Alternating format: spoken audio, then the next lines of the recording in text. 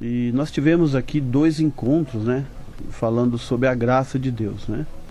No primeiro encontro nós falamos sobre a origem, né, dessa história da Trindade com a humanidade, né, lá no princípio da criação, quando Deus estava ali tendo aquele relacionamento com o homem após a criação do homem, lá no Jardim do Éden. Quem que se lembra no primeiro encontro que nós tivemos, que o ser humano então decidiu romper, né, com Deus, com esse relacionamento com Deus, e esse rompimento causou um certo impacto nesse relacionamento de Deus com o homem. E nós aprendemos que mesmo diante desse rompimento, o amor de Deus fez com que o homem não fosse destruído, né? Porque nós sabemos que a única fonte da existência é Deus. A fonte da vida, a fonte da existência é Deus. Se de Deus a gente se extravia, não tem mais lugar para a gente existir. Então é bem claro que a graça de Deus, desde o primeiro minuto, quando o ser humano teve sua escolha de andar sem Deus, né, de preferir andar em desobediência, a graça de Deus já o segurou ali, para que ele não morresse. Então esse foi já um dos primeiros sinais, né, após a criação, de que a graça de Deus nos segurou para continuar existindo. Nós aprendemos aqui, né, sobre isso, né? O ser humano, quando se extraviou, né, quando ele decidiu se rebelar contra Deus, ele nunca imaginava isso aí, né?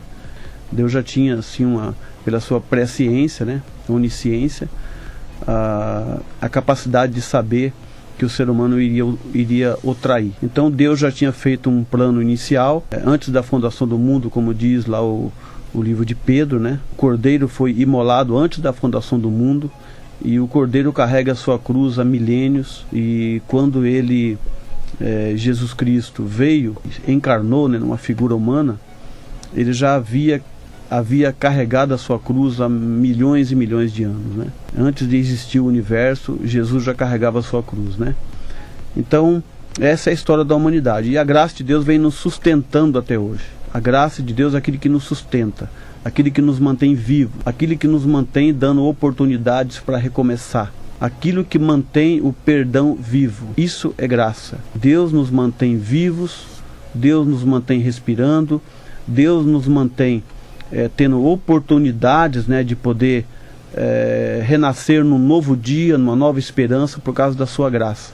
E a gente vai descrever um pouco hoje como que narrou esse encontro, como que foi esse encontro, o que marcou a vida desse homem, como que a graça de Deus alcançou a vida desse homem. Primeiro que esse homem ficou curioso de saber quem era Jesus. Então ele foi de noite lá onde Jesus estava, porque talvez tinha um pouco de vergonha das pessoas saberem que ele estava procurando o Nazareno, procurando uma pessoa que não era tão bem vista pela alta gestão lá do templo. E ele foi ter com Jesus. Essa narrativa está em João, no capítulo número 3, né?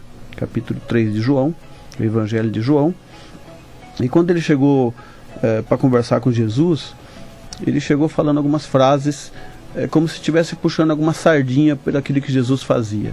Chegou falando para Jesus que ninguém poderia fazer os milagres que ele estava fazendo se Deus não estivesse com ele. E Jesus então, nos próximos versículos, ele começa a narrar alguma situação que foi muito curiosa, né?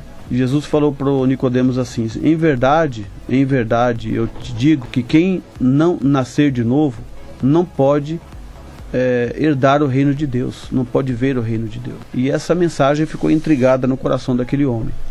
Primeiro que ele inverteu tudo o sentido da mensagem, né? Conversou com Jesus e falou: como que pode um homem entrar no ventre da sua mãe e porventura voltar a ser uma criança e nascer novamente? Foi até uma resposta, um questionamento inocente, né, pelo tanto de conhecimento que ele tinha, mas foi o jeito que ele entendeu, né? Foi bem sincero. E o que eu admiro foi essa sinceridade do coração do Nicodemos, né?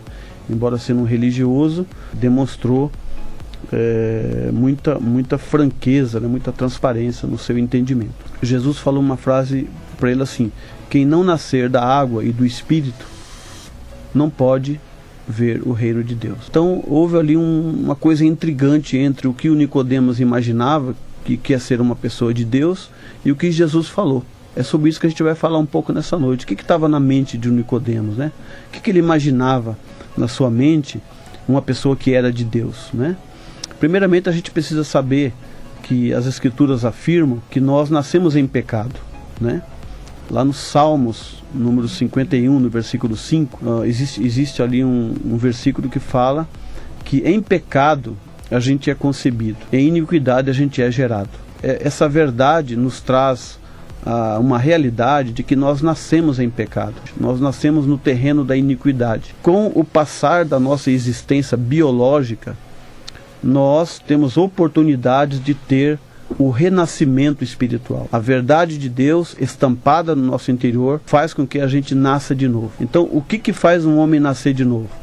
Primeiro, nós precisamos ouvir a mensagem do Evangelho. O que é a mensagem do Evangelho? O Evangelho é a notícia de que Deus amou o mundo de tal maneira que deu seu único Filho, para que todo aquele que nele crer não pereça, mas tenha a vida eterna. Então, primeiro eu tenho que ouvir isso, eu tenho que conhecer essa verdade, eu tenho que conhecer esse conceito, o que significa isso, né? E eu conhecendo essa verdade, eu tomo decisões. Qual é a decisão então que Deus espera que nós tomamos? Que nós sejamos convencidos por Deus que precisamos mudar de lugar, sair do terreno da morte e ir para o terreno da vida, sair do império da morte e ir para o reino de justiça. Então qual é o convite de Deus para nós? Você quer nascer de novo? Então conheça essa verdade, Deus amou você de tal maneira, você nasceu em pecado, você nasceu sem nenhuma chance de ser salvo, mas o sangue do meu filho, que foi até aquela cruz, ele te dá uma oportunidade para você ser salvo, para você ser justificado. Você crê nisso? Você acredita nisso? Você aposta sua ficha nisso? Então, o que acontece? Quando nós cremos nisso de fato, quando o nosso coração não duvida disso, Deus faz um transporte da nossa vida. Deus então entra na nossa vida, o próprio Espírito de Deus, que é a terceira pessoa da Trindade, passa a fazer parte da nossa existência. Então a gente muda de lugar. A gente sai de um lugar de morte, de mentira, de engano, e passa a habitar num lugar de justiça, de verdade, de santificação. Então isso Jesus chama de novo nascimento.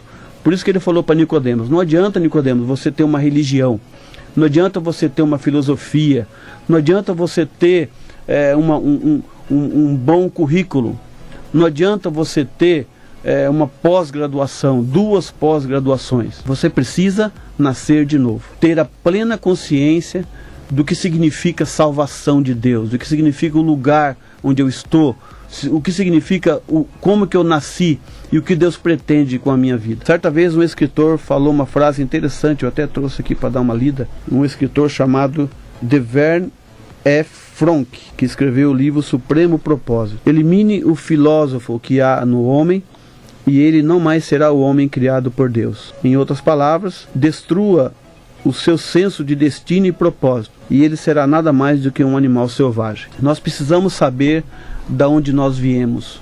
Nós precisamos saber onde nós estamos. Nós precisamos saber para onde nós iremos. E não basta saber de onde nós viemos, não basta saber aonde nós estamos, e não basta saber para onde nós iremos. É preciso ter convicções dessas verdades. Então nascer de novo significa conhecer essas verdades e ter convicção daquilo que eu estou vivendo e para onde eu estou indo. Como que é uma pessoa que vive pelo Espírito? Jesus fez o comparativo do vento, não sabe de onde vem e nem para onde vai, que nós somos entregues a Deus a fazer o que Ele quer. Nós não mandamos mais em nós mesmos. Existe alguém que está mandando em mim. Existe alguém que dita a regra para mim. E eu sou levado por esse vento do Espírito Santo.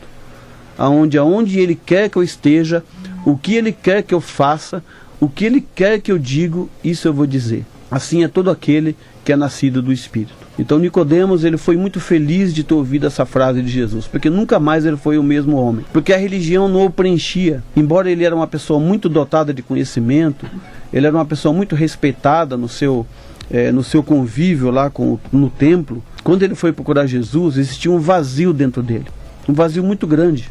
Ele não tinha convicção daquilo que ele acreditava, porque a religião, por mais bacana que seja, por mais interessante que seja, ela não preenche o coração humano.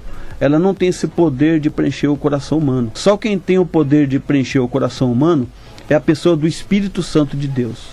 Somente esse ser tem o poder de preencher a nossa vida. Então Jesus, ele veio trazer isso. Ele veio trazer a esperança do novo nascimento. É a doutrina central das Escrituras. Toda a Bíblia fala dessa doutrina. É interessante porque quando nós lemos as histórias da Bíblia, né, desde Gênesis até Apocalipse, a gente pega alguns exemplos, né, como Moisés, por exemplo, né, podia pegar vários exemplos, mas o livro de Moisés, a pessoa de Moisés é um exemplo interessante. Ele era uma pessoa totalmente sangue quente, né? Gostava de fazer justiça com a sua própria mão. Ele era o juiz, ele era o advogado, ele era a pessoa que julgava.